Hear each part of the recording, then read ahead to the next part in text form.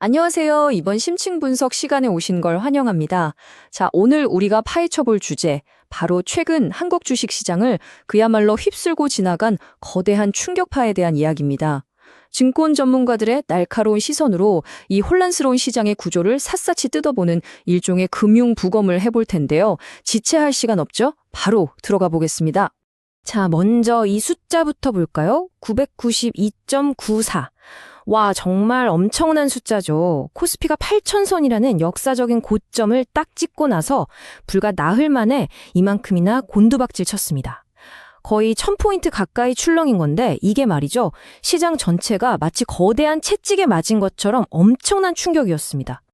그렇다면 그 편안했던 저변동성 강세장이 도대체 왜 하루아침에 사라진 걸까요? 오늘 우리는 롤러코스터를 탄 코스피 현상을 시작으로 금리와 반도체 쏠림 현상, ETF가 불러온 나비 효과, 그리고 국민연금 매도의 역설까지 이 혼돈의 배후에 있는 구조적 원인들을 하나하나 짚어볼 겁니다. 물론 마지막엔 이런 장에서 살아남기 위한 전문가들의 향후 시장 대응 전략도 챙겨드릴 테니 끝까지 집중해주세요.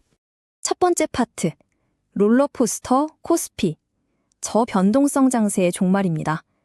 최근 시장이 얼마나 격동적이었는지 그 규모부터 한번 체감해 보시죠. 이 타임라인을 보시면 진짜 숨이 턱 막힙니다.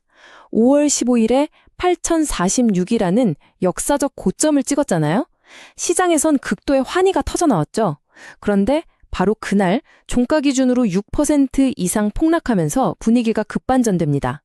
20일에는 7,053까지 추락하며 패닉셀링이 나오더니 또 바로 다음 날 7,680선으로 날카롭게 반등하죠. 그야말로 아찔한 4일간의 롤러코스터였습니다. 상황이 얼마나 심각하게 널뛰고 있는지 보여주는 확실한 증거가 여기 또 있습니다. 올해에만 프로그램 매매를 일시 정지시키는 사이드카가 무려 18번이나 발동됐어요. 18번이요.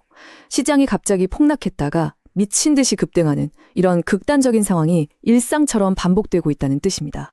두 번째 파트, 금리와 반도체 집중, 시장의 헤비급 선수들입니다. 과연 무엇이 이런 변동성 지표 상승에 구조적 배경이 된 걸까요? 그 첫 번째 주요 용의자들을 만나보겠습니다.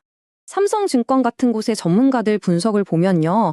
중동의 지정학적 리스크가 길어지면서 일종의 거대한 연쇄 반응이 시작됐다고 봅니다. 지정학적 리스크가 유가를 확 끌어올리고 이게 인플레이션을 자극하니까 결국 금리가 올라갈 수밖에 없는 압박을 받게 되는 거죠. 이런 흐름은 그동안 시장 성장을 이끌었던 AI나 전력기기 같은 성장주들에게 밸류에이션 측면에서 어마어마한 부담을 주게 됩니다. 여기서 KB증권 전문가의 진짜 뼈 때리는 비유 하나를 소개해 드릴게요. 금리는 모든 자산의 중력이다. 정말 와닿지 않나요? 고물가의 증시버블이 낀 상황에서 이 금리라는 중력이 강해지면 기업들이 미래에 벌어들일 수익에 대한 기대치가 땅으로 곤두박질 치게 됩니다. 결국 시장 전체가 아주 작은 충격에도 와르르 무너질 수 있는 굉장히 취약한 상태가 된다는 거죠.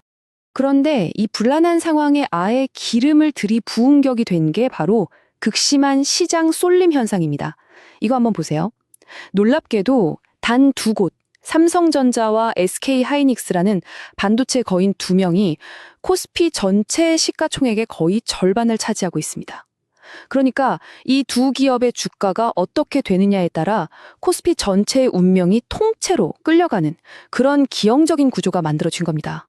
상황이 이렇다 보니 삼성전자와 코스피 지수 간의 상관계수가 무려 0.87까지 치솟았습니다. 이로 인해 시장의 전반적인 실현 변동성도 그야말로 폭발해버렸는데요. 60일 실현 변동성이 평소 13.4 수준이던 게 25.1로 거의 2배 껑충 뛰었습니다. 대형주 하나가 살짝 기침만 해도 코스피 전체가 지독한 독감에 걸려 알아눕는 셈이죠. 세 번째 파트, ETF와 레버리지, 나비 효과, 증폭기들입니다. 이제 파생상품과 요즘의 트레이딩 방식이 어떻게 아주 작은 잔물결을 거대한 쓰나미로 키워내는지 그 증폭 과정을 파헤쳐 보겠습니다. 변동성을 먹고 자라는 레버리지랑 인버스 ETF 비중을 보면 진짜 깜짝 놀라실 겁니다. 여기 보시면 한국은 전체 자산 중 이 비중이 무려 5.48%에 달해요.